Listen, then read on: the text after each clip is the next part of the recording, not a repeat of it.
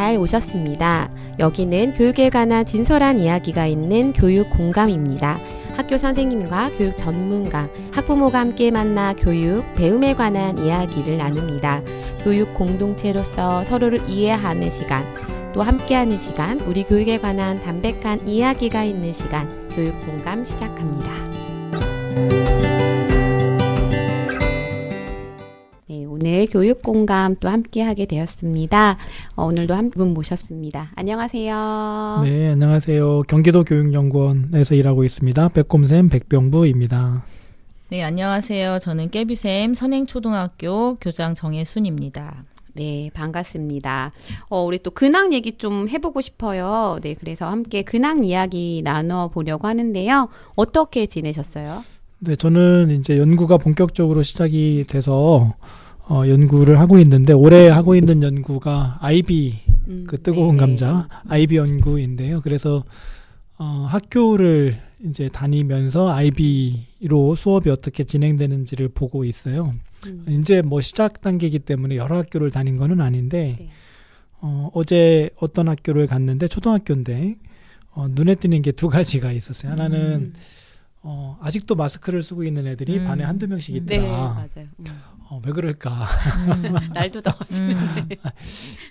참 무슨 이유가 있을 텐데 그 이유를 선생님들이나 아니면 부모님들이나 충분히 좀 이야기를 해서 납득이 갈 만한 이유인지 아닌지 그걸 좀 확인할 필요가 있겠다, 그런 생각이 좀 들었고요.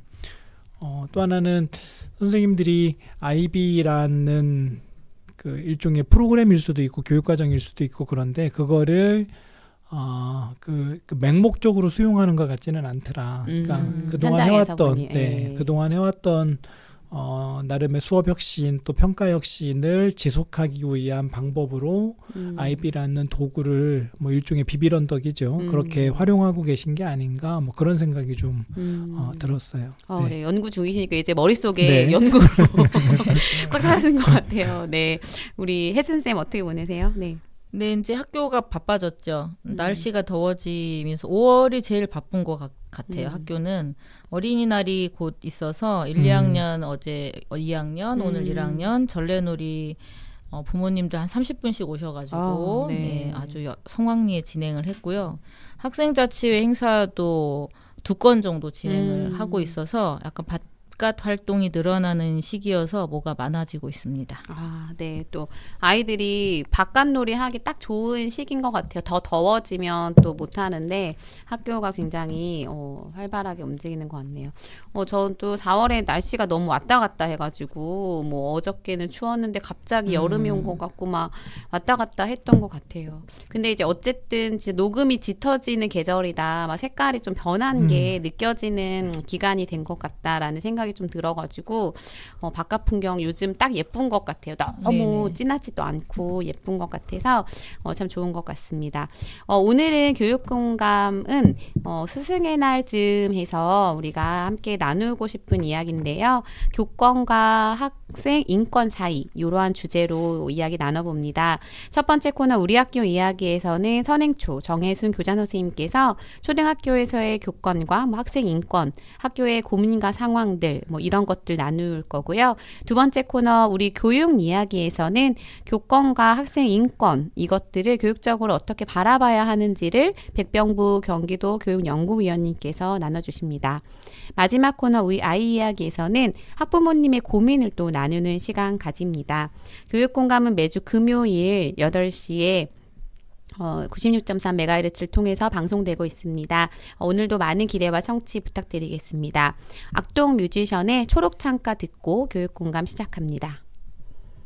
첫 번째 코너 우리 학교 이야기 이제 문을 열었는데요. 깨비쌤 이야기 문 열어주시죠.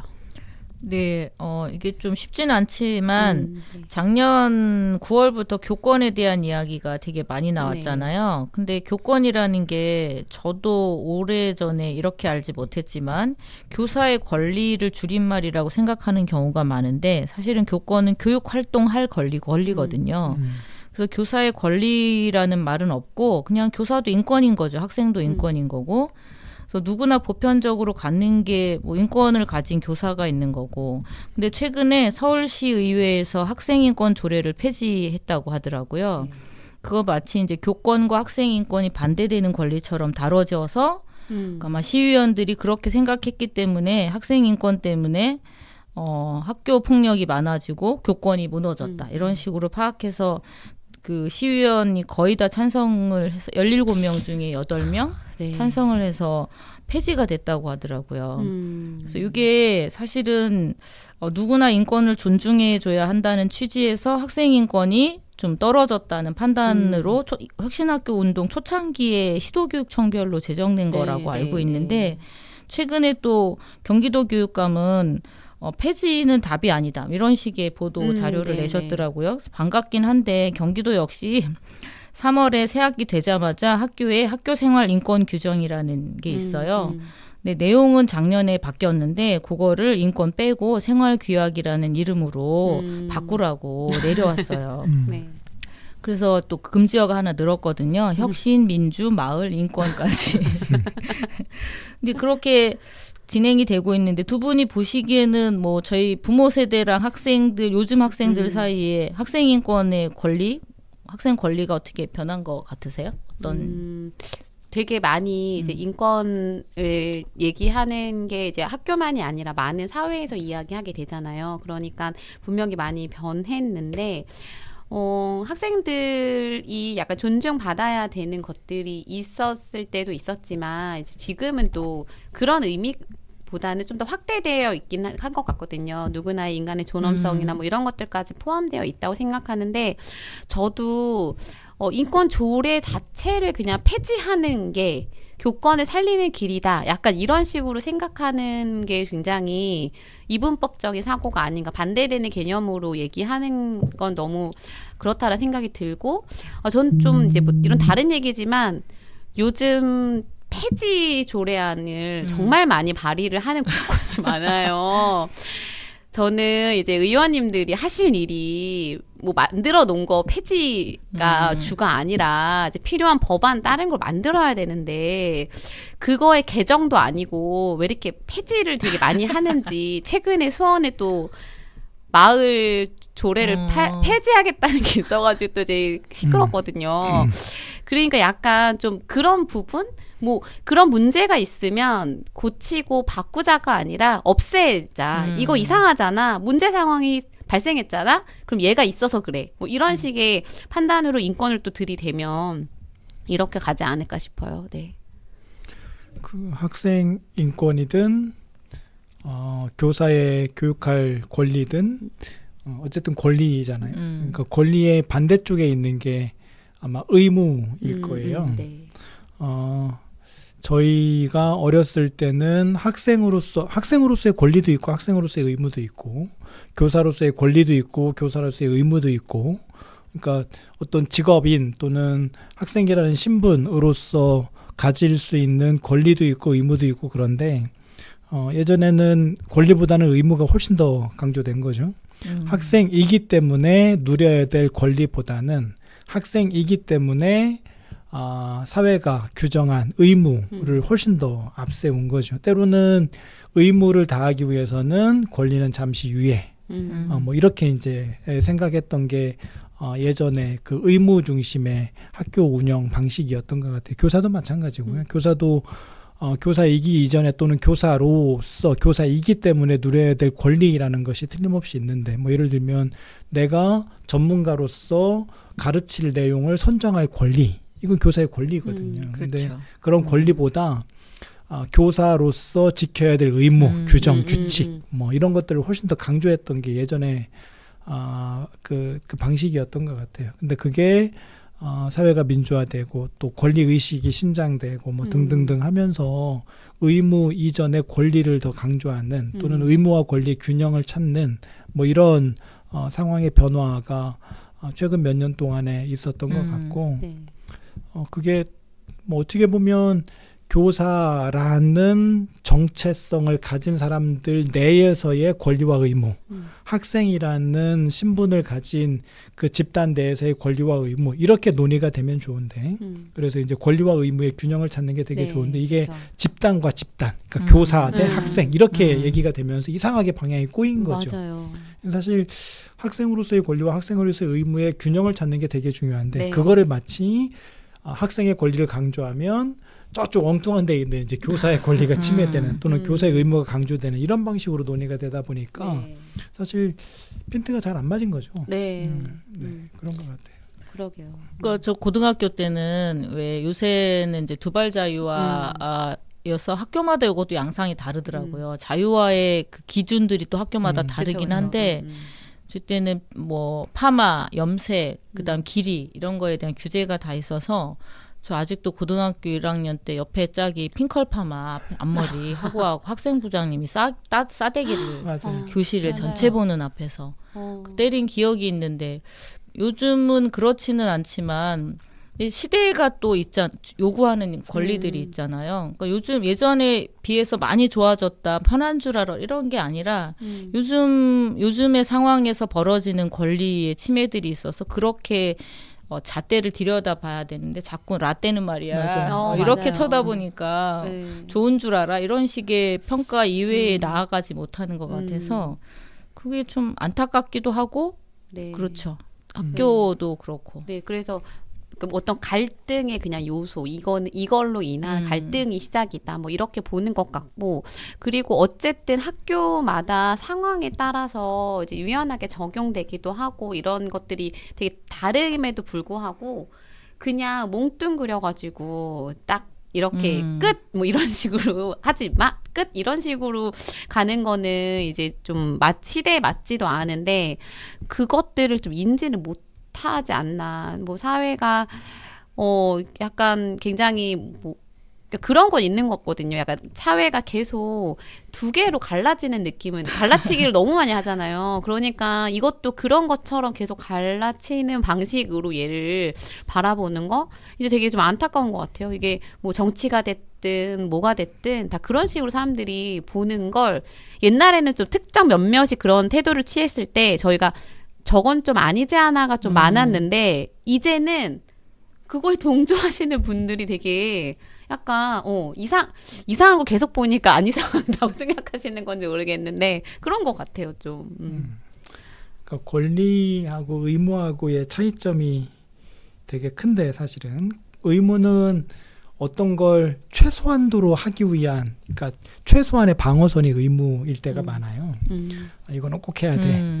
근데 권리는 더 잘하기 위해서 그쵸. 누려야 될 권리인 거거든요. 그러니까 권리는 더 나아가기 위한 측면에서 얘기가 되는 게 권리라고 하면 의무는 더 무너지면 안 되는 마지막 최소한의, 걸 지키는 게 의무의 측면이 되게 강한데 사실 학교라는 거는 최소한보다는 더 나은 것을 모색하는 공간이어야 네. 되거든요. 특히 이제 선생님들 같은 경우는 내가 교사로서 최소한만 하면 돼. 이거는 학교가 망하는 길이에요. 그렇죠. 근데 교사가 더 잘하기 위해서 누려야 될 또는 보장받아야 될 어떤 것들이 뭐가 있나 이거를 얘기하는 게 더 중요한 것 같거든요. 그게 내가 가르칠 수 있는 내용을 내 스스로 선정할 수 있는 권리, 평가에 대해서 내가 전문가로서의 역량을 다 발휘할 수 있는 권리 이런 것들인데 교육과정이든 평가든 이런 것들을 의무의 관점으로 보기 시작하면 국가가 하라는 것만 딱 하면 돼요.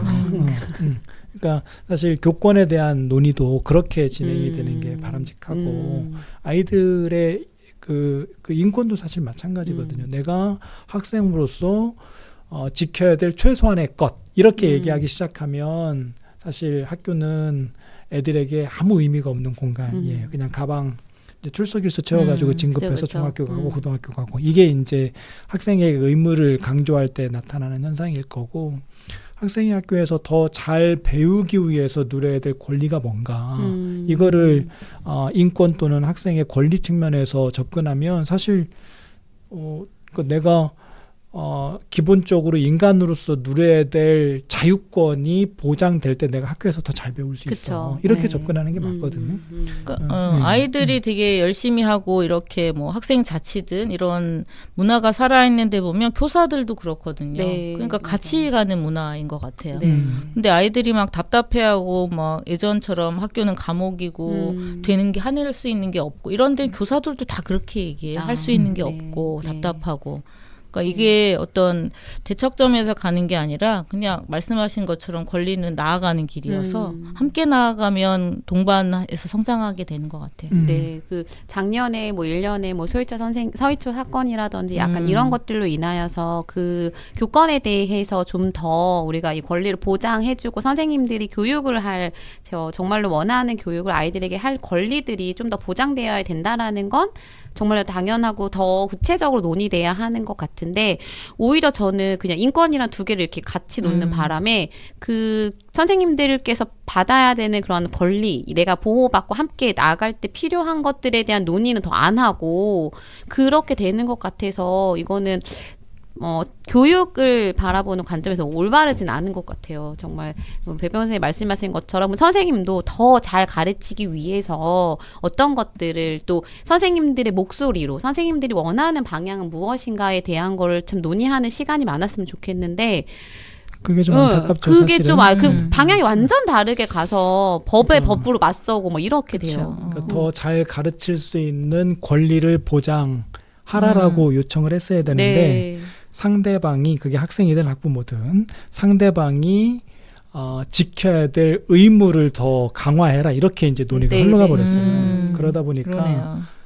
학교가 더 앞으로 나아갈 수 있는 방향을 모색하는 게 아니라 서로의 발목을 더 많이 조여라 네, 이렇게 간 그쵸. 것이죠. 누구를 네. 얼마큼 구속할 것인가 약간 이렇게 경계를 어디까지 할 것인가 그게 좀 그것만 안타까워요. 많이 예. 논의됐었던 것 같아요. 맞아요. 네. 예.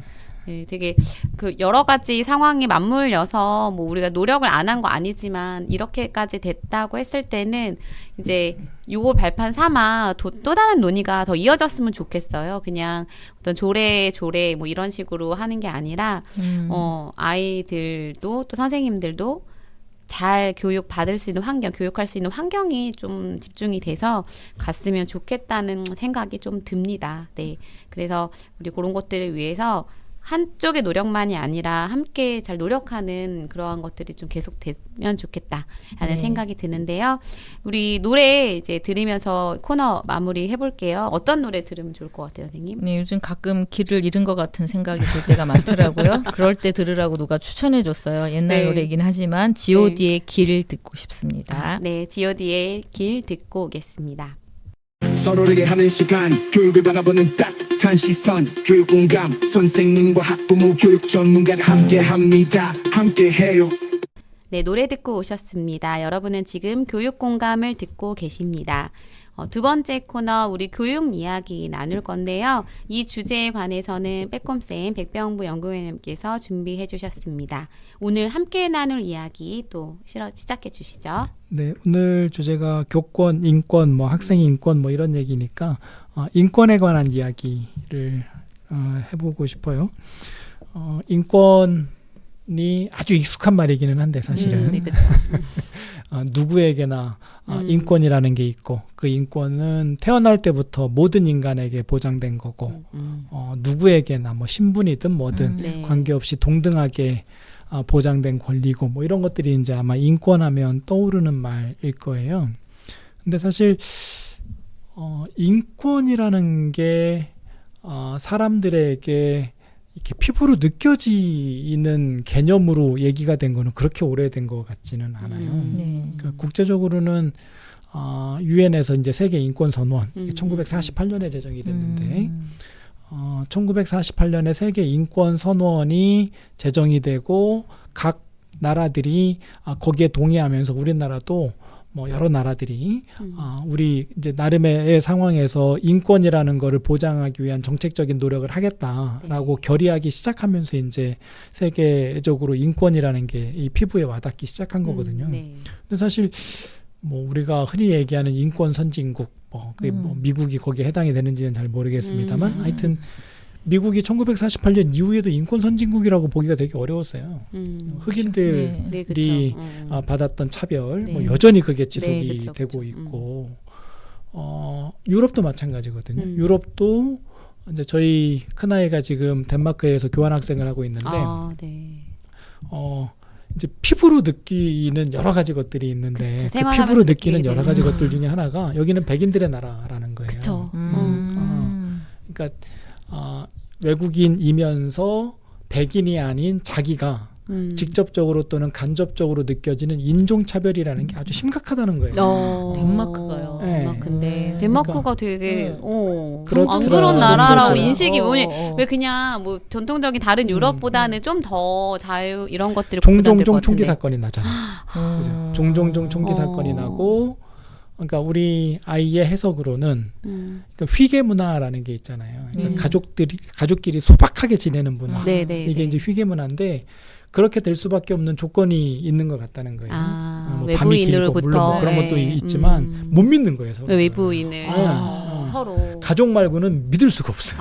그러니까 그 왜 유튜브에 보면 그런 영상 되게 많아요. 외국인들이 와서 밤에 굉장히 늦은 시간에 우리나라를 이렇게 활보하면서 너무 좋다. 맞아요. 어떻게 이럴 수 있냐. 맞아요. 저 무서운 골목을 지나가는 게 맞아요. 어떻게 아무렇지도 않냐. 맞아요. 이런 얘기들을 하고 또 어떤 영상에서 그걸 봤는데 흑인인데 미국에 원래 국적이 있는데 금방 돌아왔다는 거예요. 미국 갔다가. 근데 그분이 하는 말이 저 좀 인상 깊었던 게 한국 사람들은 그냥 외국인을 볼 때 신기하다. 너 누구야를 본다는 거예요. 그냥 너 누구야? 너 되게 신기하게 생겼다. 이게 기본의 정서 같은데 자기가 미국에서 느낀 건 너는 노예였고 너의 근간은 뭐고 막 이런 식을 저변을 깔고 보는 눈빛이 있다는 거예요. 맞아요.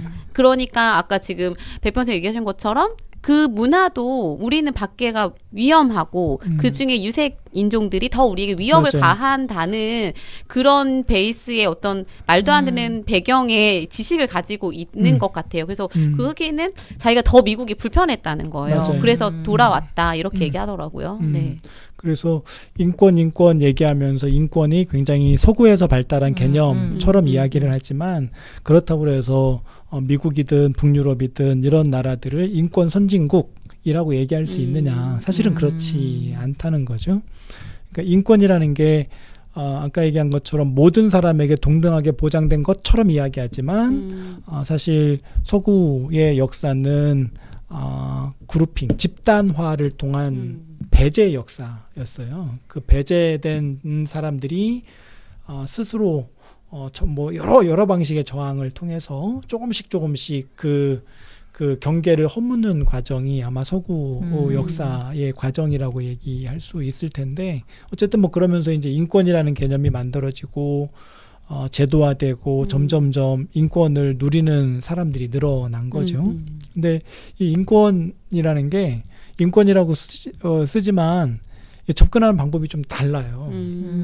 이제 크게 보면 이제 최근의 논의까지 따지면 한 3가지 정도 있는 것 같아. 그러니까 되게 자유주의적이거나 신자유주의적인 관점의 인권 얘기가 있는 것 같고 또 하나는 뭐 다문화주의적이거나 또는 공동체주의적인 뭐 그런 관점의 인권 논의도 좀 있는 것 같고 또 하나는 최근에는 인권이라는 게 꼭 사람에게만 얘기될 수 있는 거냐? 오히려 인권이라는 걸 강조하면서 사람 이외의 존재들이 누려야 될 권리는 무시되는 거 아닌가? 그래서 인권이라는 개념 자체를 폐기하거나 또는 비인간까지를 확장하는 걸로 아예 재개념화해야 된다는 주장도 사실은 있어요. 그래서 인권에 대한 논의가 좀 다른데 우리나라에서 학생들이 또 선생님들이 흔히 쓰는 인권에 대한 관점은 첫 번째 관점인 것 같아요. 개인의 권리. 그렇죠. 그러니까 내가 개인으로서 누려야 될 권리가 침해되었느냐, 침해되지 않았느냐. 이거를 중심으로 논의를 한다는 거죠. 네. 그래서 아까 처음에 잠깐 얘기했던 것처럼 뭐 작은 권리 찾기 운동. 그러니까 내 것이 침해되는 것에 대한 분노가 되게 큰 거예요. 근데 이제 다문화주의나 공동체주의적인 관점에서 인권은 그 인권을 침해당하거나 보장받아야 될 기본 단위를 개인으로 보지 않아요. 집단으로 봐요. 그러니까 네. 어떤 집단이 더 많은 권리를 누리고 있고 상대적으로 어떤 집단은 누리지 못하고 있는가 이렇게 본다는 거죠. 그래서 예를 들어서 이제 미국의 흑인들 중에는 아주 뭐 성공한 흑인들도 있고 그래요. 네, 네, 네. 그걸 예를 들어서 이제 미국의 이제 백인들은 흑인이 차별받지 않는다. 그렇죠. 이렇게 얘기한다는 거예요. 미국은 흑인이 차별받지 않는다. 사실 그렇지 않은 그쵸, 거죠. 그쵸. 그러니까 집단 대 집단으로 보면 흑인은 여전히 차별받는 그렇죠. 집단인 네. 거죠. 그래서 인권에 대한 개념도 관점도 사실은 개인을 그 단위로 하기보다는 집단을 단위로 해서 이야기가 될 필요가 있다. 그런 거죠. 여성 인권 마찬가지예요. 네, 그렇죠. 네. 성공한 여성들이 굉장히 많지만 네, 그렇죠. 전체적으로 봤을 네. 때는 아직도 부족한 그래서 부분이 그렇게 보면 인권을 개인의 문제로 보아서는 안 되고 구조, 집단 내 네. 문제로 볼 수밖에 없고 그걸 가르치는 게 학교에서 인권을 제대로 가르치는 그런 게 아닌가 뭐 그런 생각도 좀 네. 들어요. 네. 그러게요. 이제 학생들 아까 우리 학생인권 얘기를 아까 학교 관련해서 했었을 때 생각해 보면 집단으로 봤을 때는 뭐 아이들의 인권이 너네 되게 좋은 시대에 살고 있어라고 하지만 여전히 어떤 사각지대, 실은 운동부 친구들이나 뭐 이렇게 좀 보이지 않는 그런 사각지대의 친구들은 여전히 인권을 보장받지 못하는 것도 되게 많거든요. 이제 그렇게 생각했을 때는 그 인권 조례를 통해 아이들의 인권이 정말 누구나 보호받을 만큼 되어 있는가 이런 걸 생각해 보면 또 그건 또 아니라고 할 수 있거든요. 심심치 않게 터지거든요. 이제 부당한 대우를 받은 학생들의 이야기들이 이제 그런 것도 좀 생각해 볼 문제이네요. 대체적으로 좋아졌잖아로 그냥 하기에는 그렇지 않은 공간도 지금 존재하고는 있으니까. 그러니까요. 우리나라는 약간 능력주의하고 결합된 것 같아요, 인권이. 맞아요. 그러니까 뭐 장애인권 같은 경우도 장애의 그 권리가 많이 침해됨에도 불구하고 저 사람 봐, 저런 불굴의 의지로 성공한 이런 사람 있잖아. 너는 맞아요. 왜 그래? 이래갖고 맞아요. 비하하는 걸로 쓰고 아이들도 되게 힘든 상황에서도 막 교과서로만 공부했어요. 저거 봐 이렇게 얘기하고. 맞아요. 여성 차별할 때도 저 여성 봐, 뭐 맞아요. 국회의원도 하고 뭐도 하잖아. 그래서 약간 개인주의와 능력주의가 결합된 인권처럼 대항해서 이렇게 개개인을 무시하는 도구로 많이 쓰이네요. 네. 그래서 집단적으로 일어나고 있는 또는 특정 집단이 겪고 있는 인권 침해 또는 차별이 분명히 존재함에도 불구하고 아주 예외적인 개인을 맞아요. 사례로 해서 그런 것들이 없는 것처럼 착각하게 만드는 게 자유주의적이거나 또는 신자유주의적인 관점의 네, 인권 네. 논의라는 거죠. 그래서 네. 학생 인권 조례는 그런 측면에서 되게 중요해요. 그렇죠. 학생이라는 집단에 속했다는 이유만으로 개인이 누려야 되는 인권이 침해되고 있는 게 분명했고 네, 네. 그걸 뭐 아까 여전히 없다고 할 수 없죠. 그렇죠. 그러니까 여전히 있는데 마치 학교에서 시키는 대로 잘하면 모든 인권이 보장되는 것처럼 네, 맞아요. 대부분의 아이들은 불편하지 않을 수 있죠. 네. 대부분의 아이들이 불편하지 않을 수 있지만 학생이라는 이유만으로 권리가 억제되는 것이 분명히 존재한다 그러면 그게 온당한가 이런 건 따져볼 필요가 있다는 거죠. 네, 그럴 것 같아요. 뭐 이렇게 정말 그냥 이렇게 하나하나 살펴보지 않으면 이제 그냥 멀리서 봤을 때 뭐 그냥 이렇게 지나갈 만한 문제가 아니거든요. 실은 아이들 뭐 인구도 주는데 아이들 한 명 하면 너무 소중한데 그 친구들 하나하나 기르기 위해서 필요하다면 정말 더 각고의 노력을 해야 되는 부분인 것 같은데 그냥 그거를 이렇게 이런 식으로 바라본다면 저는 이제 이런 식의 관점이면 우리 성인의 사회에서도 마찬가지일 것 같거든요. 왜 뭐 꼰대 문화 뭐 이런 것처럼 왜 그 MZ와 계속 갈등하게 된다. 뭐 MZ를 되게 이렇게 또 하나의 그런 특정이 있는데 그 약간 몰사되는 건 MZ의 그런 굉장히 뭐라 그러지? 나다운 걸 인정해라. 뭐, 그렇지 않으면 나는 뭐 안 한다. 막 이런 식으로 또 되게 그냥 이렇게 특정 지어서 그들을 또 묻고 또 그들의 그런 것들은 좀 비판적으로 바라보거나 이런 식으로 하는 보도들도 좀 있고 해가지고 저희들이 좀 그 관점을 공동체적인 관점에서 좀 바라봤으면 좋겠다는 생각이 드네요. 네. 잠깐 아까 말씀드리다가 길게 말씀드리지는 않았는데 인권이 인간 이외의 존재를 무시하거나 또는 마치 없는 것처럼 생각하는 걸로 착각해서는 안 된다는 네, 것도 되게 네. 중요한 것 같아요. 네. 그래서 뭐 동물권이든 네. 뭐 최근에 이제 그런 얘기들을 종종 하는데 그런 동물 또는 움직이지 않는 비인간 존재들의 권리도 나무 마찬가지에 그런 권리도 인권 못지않게 굉장히 중요한 권리로 우리가 아이들과 같이 생각할 수 있게 해주는 것도 되게 중요한 것 같아요. 네. 우리 사회에는 갑자기 많은 것들이 동시에 왔어요. 그러니까 인권에 대한 그 그룹핑이나 개인주의적인 차별 이런 것들도 극복이나 보편화가 되지 이렇게 맞아요. 논란이나 공론의 장으로 나오지 못했는데 여기 이제 비인간 존재들에 맞아요. 대한 여러 가지 것들이 권리가 나오면서 이게 너무 이렇게 혼란스럽고 맞아요. 어디까지 그다음에 그러게요. 어떻게 이런 거의 차원에서 막 갑자기 사회 맞아요. 전체 몰아닥친 느낌? 네, 언젠가 그때 왜 뭐 다른 얘기들 계속 할 때 우리 사회는 논의를 좀 안 한다. 우리가 어느 지점에 와 있는가, 이거 어디로 가야 되는가의 논의를 안 하는데 논의할 것들이 너무 쌓여가고 있어서 끝도 없이 쌓여가지만 해결되지 못한 채 그거를 그냥 놔두니까 계속 그냥 갈등과 병목처럼 막 이렇게만 비춰지는 것 같다는 생각이 들고 그 어떤 환경적인 입장에서 저희가 그때 환경교육 얘기할 때 또 얘기해 주셨던 것 같은데 인간의 권리만 강조하다가 결국 이러한 환경 파괴를 일으켰었던 것들을 생각해 보면 어떤 특정한 권리를 주장하는 측의 어떤 집단의 권리가 강해질수록 상대적으로 그것 때문에 피해보는 그룹들도 생겨날 수밖에 없다라는 생각을 좀 가지면서 살아야 될 것 같은데 우리 논의할 게 너무 많은데 왜 이런 논의를 안 하게 되는 걸까요? 참. 그러니까 저는 또 미디어 강사니까 AI에 관련된 것도 정말 논의가 되게 많이 필요한 상황이거든요. 근데 그거를 거의 논의하지 않아요. 뭐 그리고 기술은 말도 못하게 빠르게 가고 있거든요. 참 그런 것들도 안타까워서 우리 좀 이야기를 좀 많이 하는 그런 문화들이 생겨나서 이것들을 방향성을 좀 가지고 갔으면 좋겠다라는 생각이 듭니다.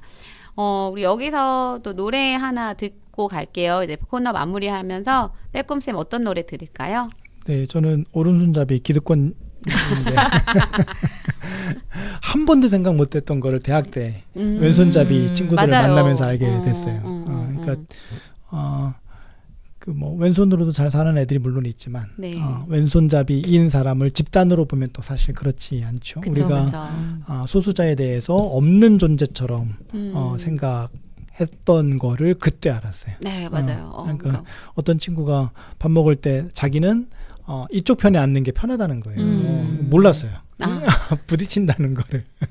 하여튼 그런 생각을 하게 했던 노래가 패닉 왼손잡이. 네, 노래입니다. 저희 네, 작은 아주 오랜 애가, 노래입니다. 작은 애가 왼손잡이거든요. 근데 저희가 그 얘기할 것처럼 너가 왜 왼손잡이야? 이렇게 바라보는 우리 아무도 맞아요. 친구들이 다 오른손인데 얘만 왼손이니까 너는 왜 그래를 바라보게 됐는데 요즘은 또 왼손잡이 친구도 많긴 맞아요. 많아가지고 제가 어릴 때 그래서 애기 가위가 왼손잡이용, 그러니까요. 양손잡이용이 나와거든요. 맞아요. 그래서 그런 것들을 저도 큰 애 키울 때는 고려하지 않았던 걸 작은 애 때문에 고려하게 되더라고요. 네, 그런 또 의미 있는 노래 한번 들어보겠습니다. 네, 패닉의 왼손잡이 노래 듣겠습니다.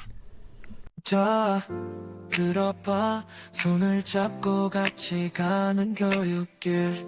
이 시선 따라서 더 가까이 서로를 알아가는 시간을 만들어 꿈을 키워내는 놀라운 시간. 세상은 변해가지만 우린 변하지 않아.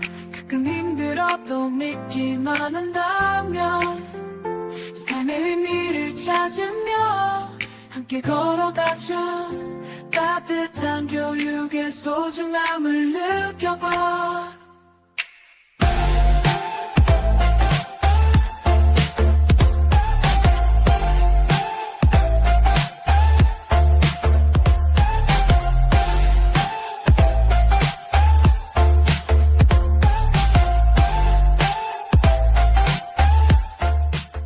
노래 듣고 오셨습니다. 마지막 코너 우리 아이 이야기 함께 나누겠습니다. 오늘의 사연 듣겠습니다. 새 학기가 되면 늘 학급 적응이 힘들었던 아이가 좋은 담임 선생님을 만나서 잘 지내고 있습니다. 5월에는 스승의 날도 있고 고마운 마음을 표현하고 싶은데 어떻게 하는 것이 좋을까요? 유치원에서는 선생님들께 작은 선물이라도 드리면서 감사의 뜻을 전했는데 초등학교에서는 그렇게 하지 않는다고 하더라고요. 고마운 선생님께 마음을 전달하는 좋은 방법, 선생님도 좋아하실 방법이 궁금합니다. 이게 왜 김영란법 이후에 더 막 굉장히 학부모님들이 당연히 뭔가를 막 안 해야 될 것 같아서 뭐 하나 들고 가는 것도 조심스럽다라는 얘기를 한동안 정말 많이 들었거든요. 근데 어때요, 이런 거? 어떤 방법이 있어요? 뭐 여전히 조심스럽지 않나요? 요즘 그쵸. 뭐 못하는 거죠. 네. 사실은. 아직도 못해요. 예. 근데 예. 전 좀 너무 하긴 하거든요.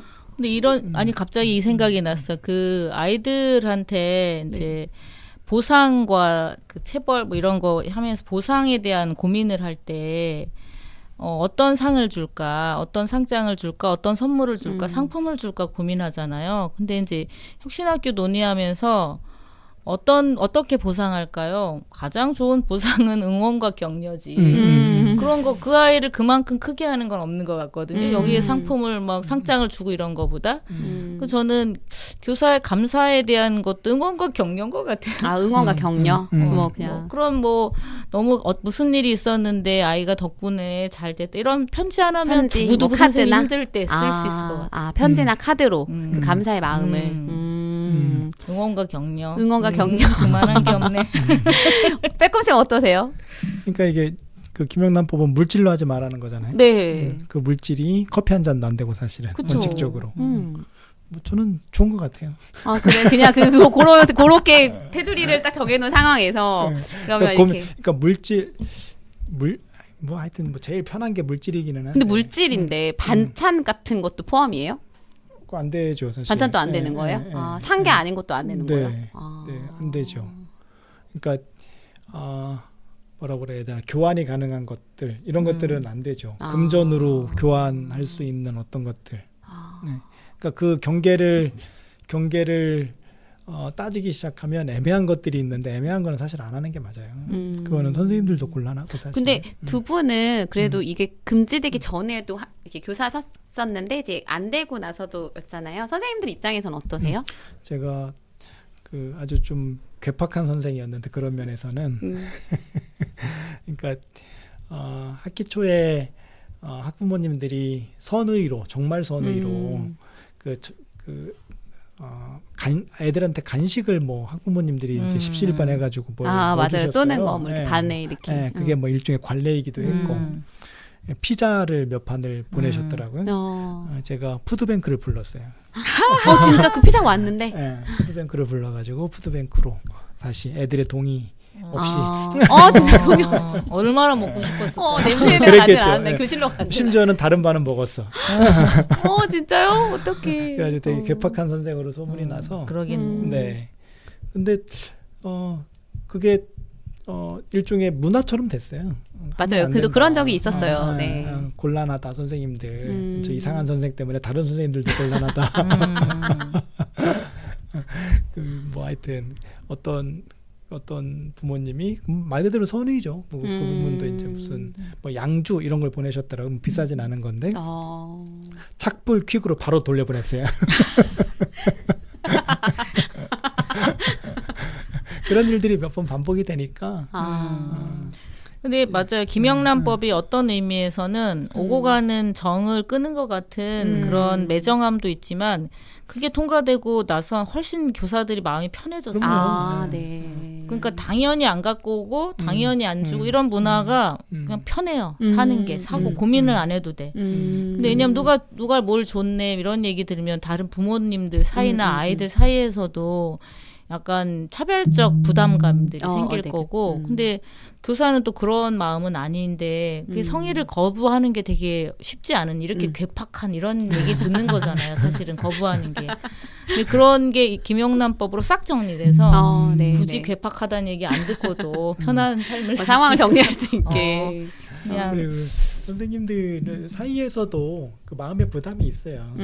어떤 반은 뭐가 있고 어떤 반은 뭐가 없고 어떤 선생님 책상에는 뭐가 쌓여 있고 꽃도 마찬가지거든요. 저는 그래서 그런 선생님들 서로 간의 마음의 부담도 없애줬다는 생각도 들고.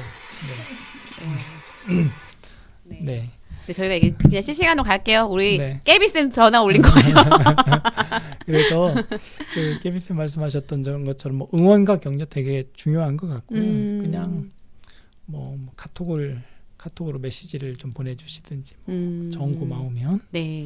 그리고 저는 그것도 사실 뭐 그렇게 안 해도 될 것 같아요. 요새 카톡 못 보내요. 개인 네, 정보. 전화번호 없어요. 그러기도 네, 하고. 네. 그렇군요. 네.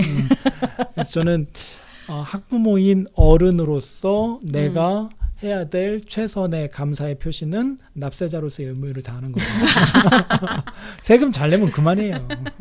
선생님들 공무원이시기 때문에 내가 낸 세금으로 가르치시는 거고. 네. 그러게요. 그러니까 그냥 뭐 큰 건 아니래도 약간 요즘은 더더군다나 선생님께 연락할 수 있는 게 되게 조심스러워지니까 그렇구나. 뭐냐면 뭐 어떤 이게 피해를 준 학부모님이 계시니까 그 피해를 막게끔 해서 이제 연락을 못 하게 됐지만 상대적으로 좋은 마음으로 선생님께 뭔가를 맞아요. 응원의 격려를 하는 소통의 창구까지 막힌 셈이거든요. 그러네요. 네. 그러니까 그런 거 생각하면 조금 이제 소소하게 그냥 뭐 너무 고마웠던 일이 아이를 보내는 학부모 입장에서는 안 생길 수가 없어요. 아이가 성장하는 중에 정말 너무 고마웠거든요. 이제 아까 사연에 있었던 학부모님 이런 상황이 아니어도 기본적으로 대부분의 학부모님은 선생님께 감사하거든요. 그런데 스승의 날 안 하는 게 좋을 것 같아요. 어, 스승의 날 안 하고 올라갈 때 학년 네. 올라갈 때 그래서 약간 그런 소통도 없지만 어쨌든 어떤 표현을 하고 싶으시면 이제 그런 뭐 위로와 격려, 칭찬 요런 거 정도로 우리가 하는 걸 추천드립니다. 오늘 방송 정말 순식간에 지나갔는데 함께 이야기 나누면서 또 어떠셨는지 한마디씩 듣고 갈게요. 우리 빼꼼쌤부터 어떠셨어요?